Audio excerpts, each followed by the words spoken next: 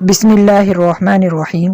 حرص کی حقیقت یہ ہے کہ دل دنیاوی چیزیں جیسے مال وغیرہ کے ساتھ ایسا مشغول ہو جائے کہ اللہ تعالیٰ کی طرف توجہ میں کمی آ جائے اور دنیا کی محبت شریعت کے احکام پر عمل کرنے میں رکاوٹ بن جائے۔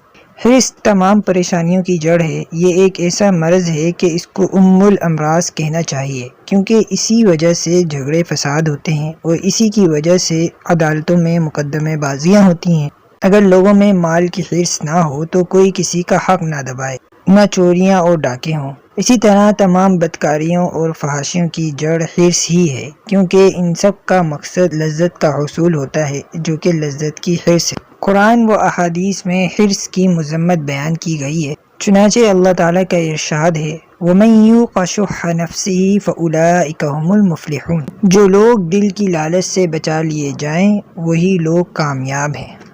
اسی طرح حدیث میں نبی اکرم صلی اللہ علیہ وسلم نے ارشاد فرمایا، آدمی بوڑھا ہوتا رہتا ہے اور اس کی دو چیزیں جوان ہوتی رہتی ہیں۔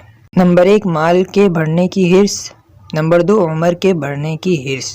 حرص کے تقاضے پر عمل کرنے سے اس میں مزید اضافہ ہوتا ہے، کیونکہ انسان کا طبعی خاصہ ہے کہ اگر اس کے پاس سونے کے 2 پہاڑ ہوں تو وہ تیسرے کا طلبگار ہوتا ہے۔ اس لیے یہ خیال بالکل غلط ہے، جیسے کہ بعض لوگ کہا کرتے ہیں کہ بیٹی کی شادی ہو جائے، فلاں مکان تیار ہو جائے تو پھر دنیا کے دھندوں کو الگ کر کے اللہ اللہ کریں گے۔ حضور اکرم صلی اللہ علیہ وسلم فرماتے ہیں کہ اس طرح کبھی یہ حرص کم نہیں ہوتا بلکہ اور بڑھتا رہتا ہے۔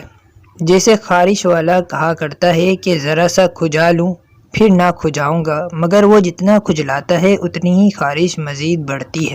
لہٰذا ان وسوسوں کو چھوڑ کر حرص کے علاج کی طرف توجہ کرنی چاہیے۔ چنانچہ حرص سے بچنے کا علاج یہ ہے کہ انسان حرص سے بچنے کی خوب اللہ تعالیٰ سے دعا کرے، خواہشات کو کنٹرول کرے اور اخراجات میں میانہ روی اختیار کرے اور لمبی لمبی امیدیں لگانا چھوڑ دے اور اپنی دنیا کی حرص کو آخرت کی حرص سے بدل دے، یعنی اعمال صالحہ اور اچھے کاموں کو بڑھ چڑھ کر کرنے کی کوشش کرے اور ان کی طرف اپنی توجہ کو بڑھائے۔